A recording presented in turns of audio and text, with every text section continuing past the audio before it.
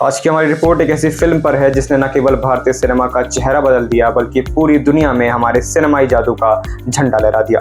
जी हाँ, हम बात कर रहे हैं बाहुबली की और आज डायरेक्टर एस राजमौली ने इसका अगला धमाका कर दिया है। बाहुबली द एपिक की घोषणा हो चुकी है।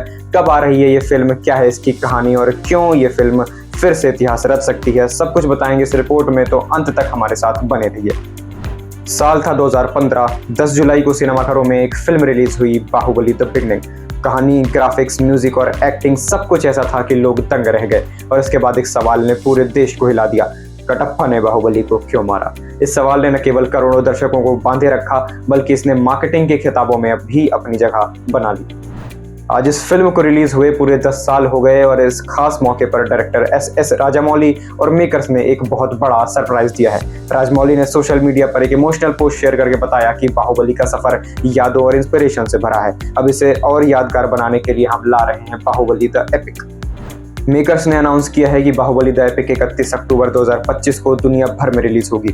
खास बात यह है कि इस बार दर्शकों को पहले और दूसरे पार्ट को एक साथ सिनेमाघरों में देखने का मौका मिलेगा, यानी दोबारा वही कहानी, वही रोमांच और वही सवाल, लेकिन और बड़े स्केल पर।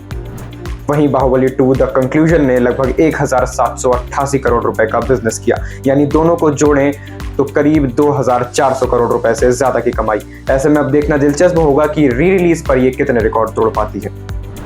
इस महाकाव्य फिल्म में प्रभास ने अमरेंद्र बाहुबली का रोल निभाया। राणा दग्गुबाती ने भल्लाल देव का किरदार निभाकर सबको चौंका दिया। अनुष्का शेट्टी ने देवसेना के रोल में चांद डाल दी। तमन्ना भाटिया, रामकृष्णन, सत्यराज, नासर और सुब्बाराज ने भी अपनी दमदार एक्टिंग से फिल्म को और भव्य बना दिया। पहले पार्ट का बजट लगभग 180 करोड़ रुपए और दूसरे पार्ट का बजट करीब 250 करोड़ रुपए था, लेकिन फिल्म की कमाई ने सारी लागत वसूल कर दी और कई गुना मुनाफा भी कराया।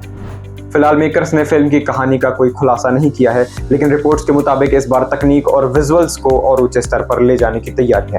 इसमें नए किरदारों की एंट्री और कुछ अनदेखे पहलू भी दिखाए जा सकते हैं। राजामौली पहले ही कह चुके हैं कि बाहुबली की दुनिया में अभी बहुत सी कहानियां बाकी हैं, यानी हो सकता है कि हमें बाहुबली की उस कहानी की झलक मिले जो अब तक पर्दे के पीछे थी। दरअसल बाहुबली सिर्फ एक फिल्म नहीं बल्कि एक इमोशन है।